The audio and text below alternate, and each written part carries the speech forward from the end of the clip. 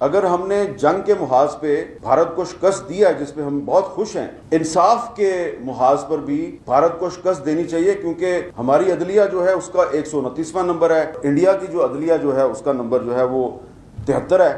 یہاں پہ بھی ہمیں انڈیا کو شکست دینی چاہیے، امید کرنی چاہیے کہ ہماری حکومت جو ہے وہ اس محاذ میں بھی انڈیا کو شکست دے گی کہ ایک جرنلسٹ جو ہے وہ ایک حکومت کے قائم کردہ کمیشن کے پاس جاتا ہے جی کہ میری زندگی کو خطرہ ہے اور مجھے پروٹیکشن چاہیے، کیس اس کا چل رہا ہے اور اس کے باوجود وہ شہید ہو جاتا ہے، اس کو مار دیا جاتا ہے اور پھر پتہ نہیں چلتا کہ کیا ہوا۔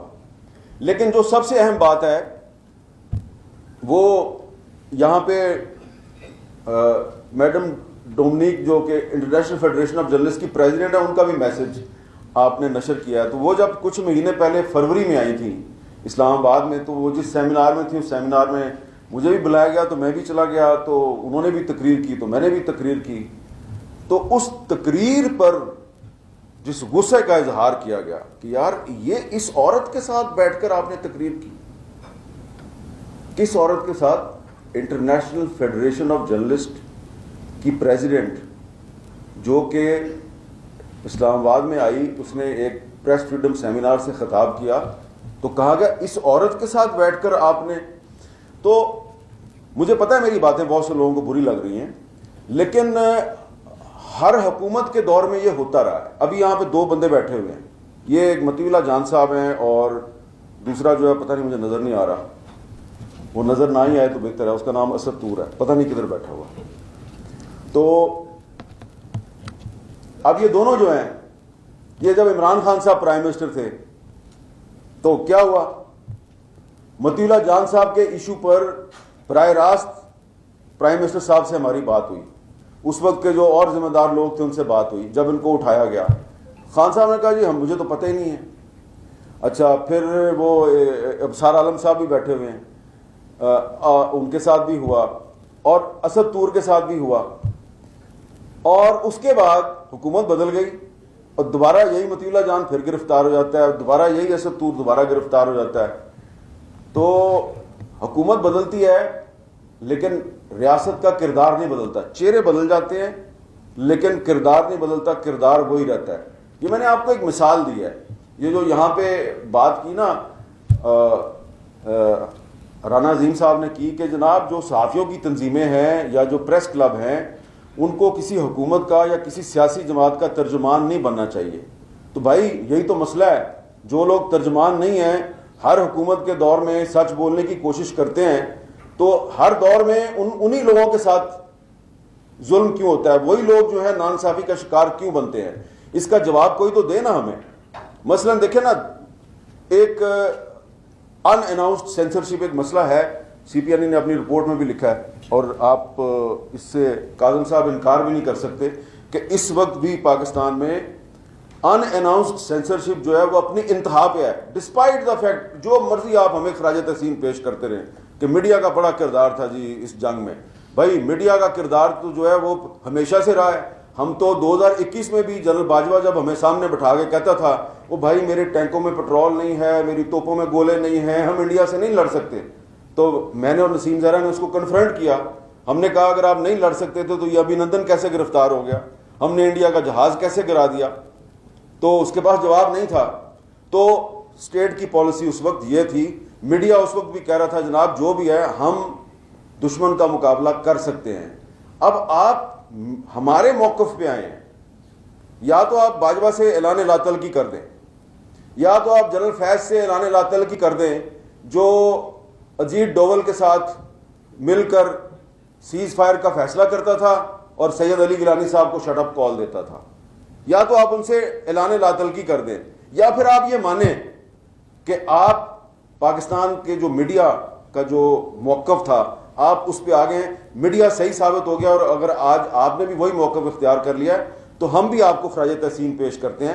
تو آپ اگر ہمیں خراج تحسین پیش کر رہے ہیں کہ میڈیا نے بہت اچھا کردار ادا کیا ہے، تو میڈیا کا کردار پہلے بھی یہی تھا، آپ کا کردار اس وقت یہ نہیں تھا۔ چہرہ چینج ہو کے آپ کا کردار اگر وہی ہو گیا تو ہم آپ کو خراج تحسین پیش کرتے ہیں، آپ ہمیں خراج تحسین پیش کریں۔ لیکن سچائی یہ ہے کہ ہم ایک دوسرے کی تعریفیں کرتے رہیں، سینسرشپ تو ختم نہیں نہ ہوئی، سینسرشپ تو چل رہی ہے نا۔ کاشف عباسی تو ابھی تک آف ایئر ہے، تو اگر ہم کاشف عباسی کا نام نہ لیں اور ایک دوسرے کو خراج تحسین پیش کرتے رہیں تو اس کو کہتے ہیں خود فریبی.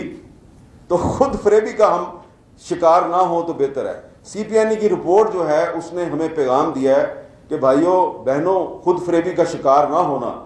آپ کی تعریفیں بہت کی جا رہی ہیں کیونکہ ریاست کو اس وقت آپ کی ضرورت ہے، لیکن ابھی تک آپ کے ساتھ وہی کچھ ہو رہا ہے جو پچھلے دور میں اور اس سے پچھلے دور میں ہو رہا تھا. میں نے تھوڑی سی باتیں اس لیے کی ہیں کہ اس دور میں پریس کلبوں کو تالے لگ رہے ہیں، اس سے پچھلے دور میں بھی تالے لگ رہے تھے. سی پی این ای کی رپورٹ میں ذکر ہے کہ کوئٹہ پریس کلب کو تالا لگایا گیا.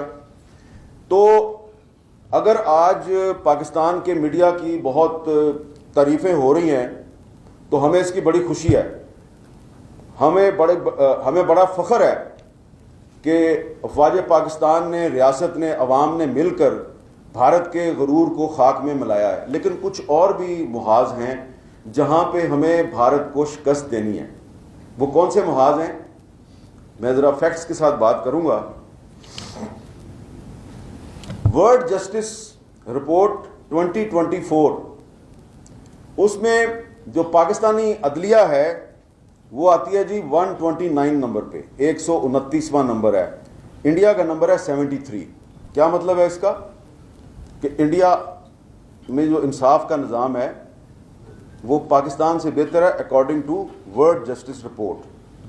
تو ہمیں یہ امید کرنی چاہیے کہ اگر ہم نے جنگ کے محاذ پہ بھارت کو شکست دی ہے جس پہ ہم بہت خوش ہیں، تو ہمیں انصاف کے محاذ پر بھی بھارت کو شکست دینی چاہیے، کیونکہ ہماری عدلیہ جو ہے اس کا 129واں نمبر ہے اور انڈیا کی جو عدلیہ جو ہے اس کا نمبر جو ہے وہ 73 ہے. Democracy index, world democracy index, Pakistan کا نمبر ہے 124واں اور انڈیا کا نمبر ہے 41واں 41. اور اس میں ڈیموکریسی انڈیکس میں پاکستان کو شامل کیا گیا ہے ایتھوریٹیرین سٹیٹس، اس کو ایتھوریٹیرین سٹیٹ قرار دیا گیا. اس سے پہلے 2023 میں اس کو کہا گیا تھا کہ اس میں جعلی جمہوریت ہے پاکستان، لیکن اب آپ ایتھوریٹیرین سٹیٹس کے اس میں آ گئے ہیں، فہرست میں شامل ہو گئے ہیں. پھر کرپشن انڈیکس جو ہے، جو سب کے پاس جو میں باتیں کر رہا ہوں یہ اویلیبل ریکارڈ ہے سارا، یہ آپ اس کو چیک کر سکتے ہیں، کاؤنٹر چیک کر سکتے ہیں. 135واں نمبر ہے جی پاکستان کا، انڈیا کا ہے 96. کیا مطلب ہے اس کا؟ پاکستان میں کرپشن زیادہ ہے، انڈیا میں کم ہے. یہاں پہ بھی ہمیں انڈیا کو شکست دینی چاہیے. ہمیں امید کرنی چاہیے کہ ہماری حکومت جو ہے وہ اس محاذ میں بھی انڈیا کو شکست دے گی. اور اس میں ہم جس طرح ہم نے یہ جو جنگ تھی، 4 دن کی جنگ تھی، اس میں ہم ریاست کے ساتھ، اداروں کے ساتھ کھڑے تھے، اس میں بھی ہم کرپشن کے خلاف جنگ میں بھی آپ کے ساتھ کھڑے ہوں گے. گورننس کا جو انڈیکس ہے، ہمارا نمبر ہے پاکستان کا 161، انڈیا کا نمبر ہے 118.